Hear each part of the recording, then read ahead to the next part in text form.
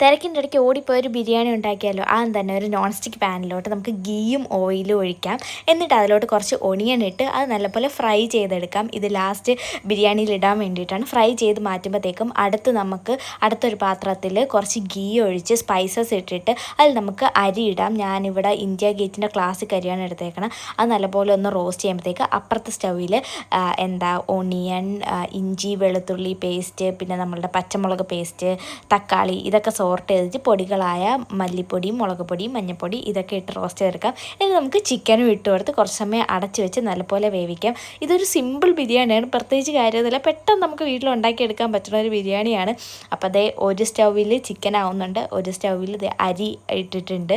എന്നിട്ട് അതിലോട്ട് കുറച്ച് നമുക്ക് തൈര് ഒഴിച്ചു കൊടുക്കാം. തൈര് ഒഴിച്ചു കൊടുത്ത് അടച്ചു വെച്ച് ഒന്നും കൂടെ വേവിച്ചെടുക്കാം. ഇത് ആധികാരികമായിട്ട് എനിക്കൊന്നും അറിഞ്ഞുകൂടാ, ജസ്റ്റ് ഞാൻ ഉണ്ടാക്കിയത് നിങ്ങൾക്ക് പറഞ്ഞു തരണമെന്നേ ഉള്ളൂ.